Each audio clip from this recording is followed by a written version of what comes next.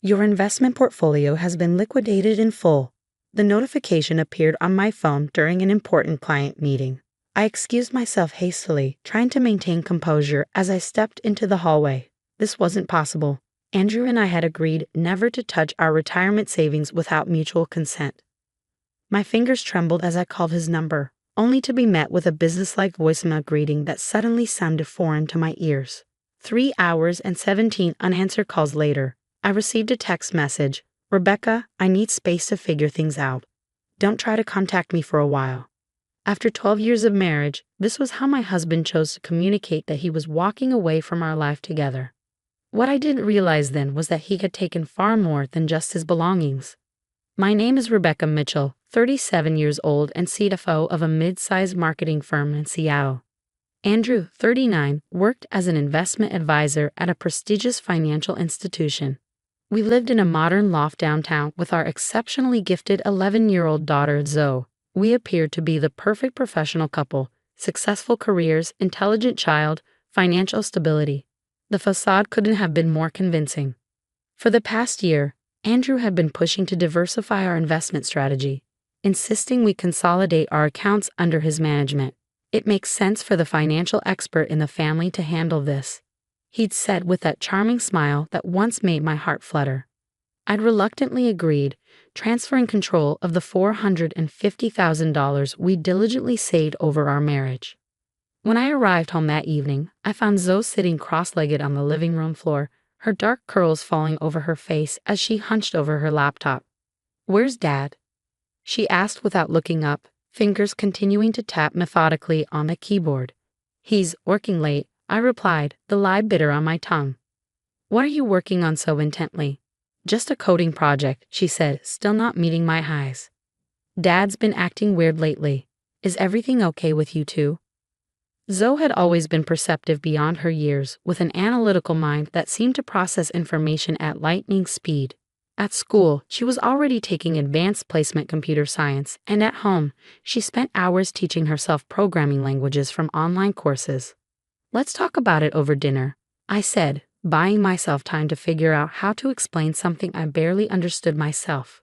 Over microwave leftovers, I told Zoe a watered-down version of the truth, that her father needed some time away, but that everything would be fine. She listened silently, her expression inscrutable, then asked one cutting question. "Did he take the money from your investment accounts?" I nearly choked on my water. "How could you possibly know about that?"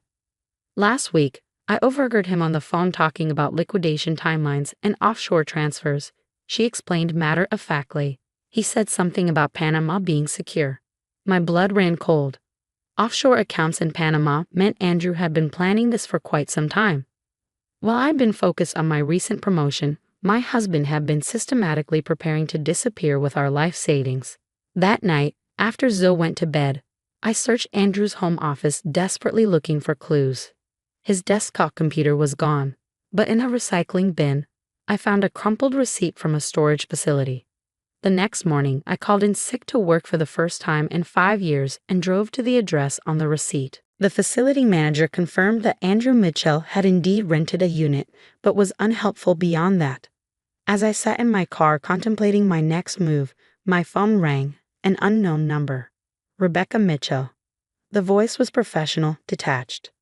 "Speaking. This is Detective Sandra Reeves with Seattle PD. We've received some concerning information regarding your husband, Andrew Mitchell. Would you be available to come to the station today?"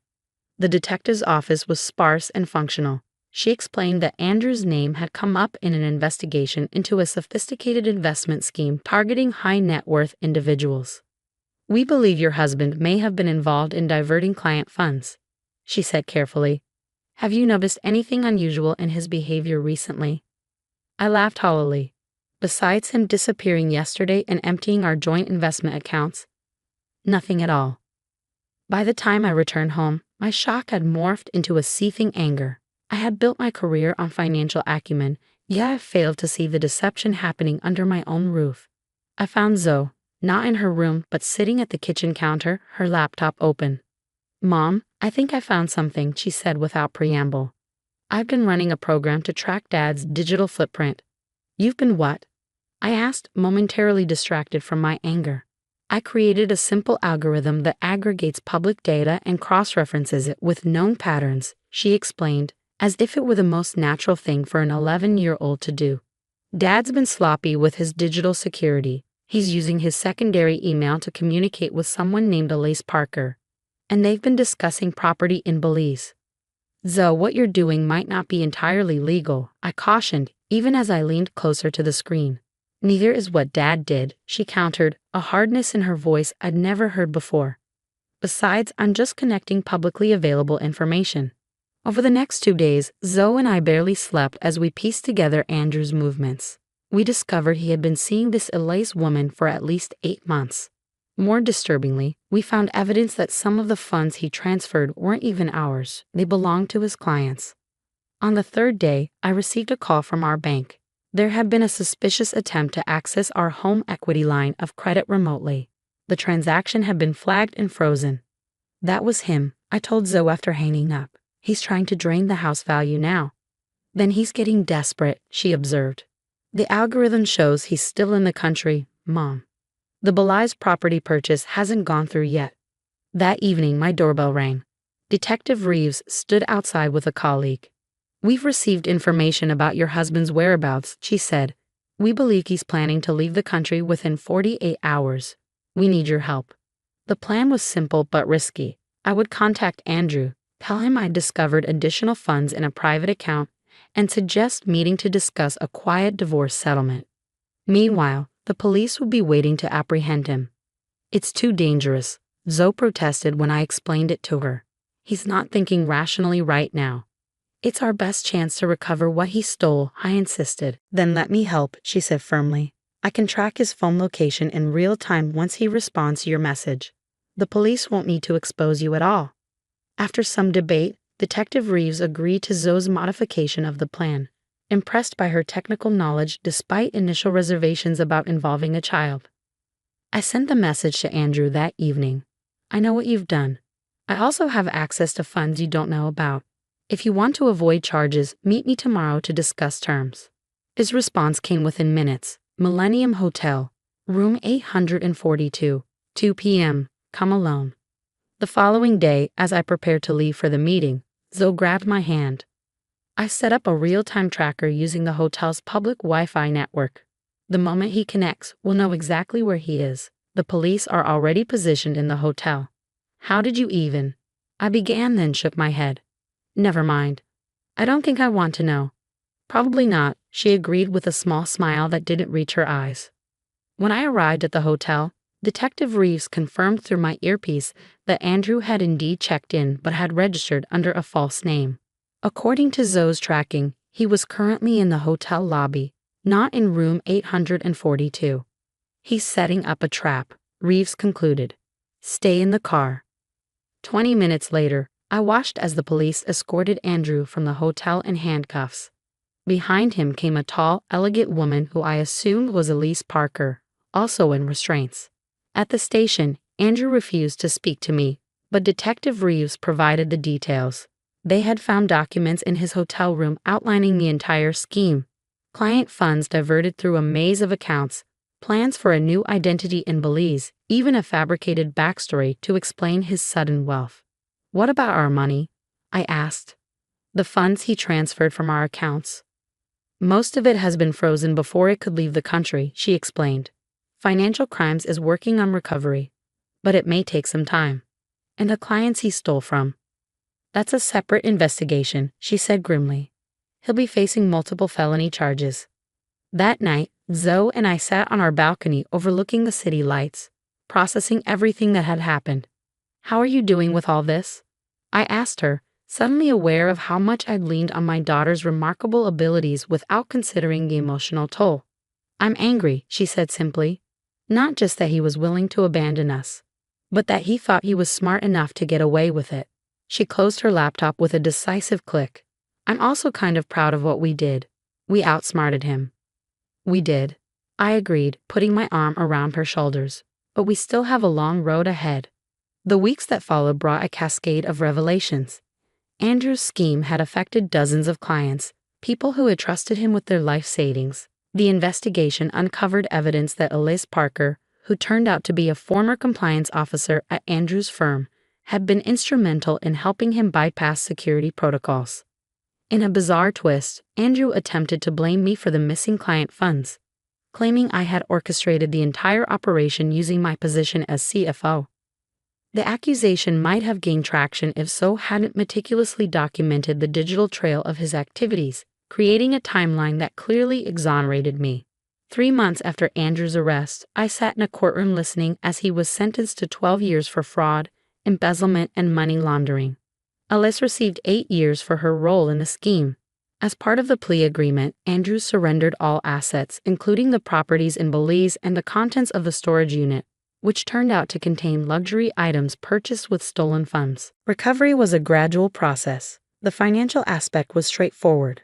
Most of our savings were restored, and I worked out a payment plan for the remainder. The emotional healing was more complicated. Zoe began seeing a therapist specializing in children affected by parental betrayal, while I threw myself into rebuilding our lives. I took a sabbatical from my CFO position to establish a nonprofit organization dedicated to educating people about financial fraud protection. Zoe, channeling her technological talents constructively, developed a simple app to help people monitor suspicious activities in their accounts. 6 months after Andrew's sentencing, I received an unexpected call from Detective Reeves. "I thought you might want to know," she said. "Your ex-husband has been attempting to manipulate the system from prison, trying to access hidden accounts we hadn't identified." "Did he succeed?" I asked, my heart racing. "No," she replied, and I could hear the smile in her voice. "Your daughter's tracking algorithm was more thorough than our forensic accountants. All funds have been secured and will be returned to the victims." That evening, I shared the news with Zoe over dinner at her favorite restaurant. "So he's still trying to beat the system," she remarked, thoughtfully twirling pasta around her fork. "And still failing," I added. "Thanks to you." She shrugged, but I could see the quiet pride in her eyes. "I'm thinking about studying cybersecurity when I go to college," she said. "There's a summer program at the university for high school students. I know I'm a few years too young, but Professor Liu said they might make an exception based on my coding skills." "That sounds perfect for you," I told her, marveling at her resilience. Where I had seen betrayal as an ending, she had found in it a beginning, a pathway to her future. 1 year to the day after Andrew's disappearance, I stood in our redecorated loft, preparing to host a small gathering of friends who had supported us through the ordeal. The detective was coming, as were several colleagues who had never wavered in their belief in my innocence. As I arranged flowers in a vase, Zoe emerged from her room, laptop in hand as always. "I've been thinking," she said, leaning against the counter. "We should probably talk about college funds soon. I've been researching scholarships, but it wouldn't hurt to start saving specifically for education." I laughed, struck by the role reversal, my preteen daughter planning for her financial future with the caution of someone who had learned life's lessons the hard way. "You're right," I agreed. "But this time, we'll manage the accounts together. 2 pairs of eyes are better than 1. 3, actually," she corrected, tapping her laptop. "I've programmed an alert system that monitors for unusual patterns. It's not that I don't trust you," she added quickly. "It's just a good safeguard," I finished for her. I couldn't agree more. As our guests began to arrive, I reflected on how differently things might have turned out without Zoe's remarkable mind and determination. Andrew had underestimated both of us, assuming I would be too devastated to fight back and overlooking Zoe entirely as a potential threat to his plans. His greatest miscalculation wasn't in the execution of his scheme, but in his assessment of what he was leaving behind. Not a helpless wife and child, but a formidable team that would ultimately bring about his downfall. Sometimes betrayal becomes the catalyst for discovering strengths you never knew you possessed. In losing what I thought was a perfect marriage, I had gained something far more valuable: an unshakable bond with my daughter and the knowledge that together we could overcome whatever challenges life presented next.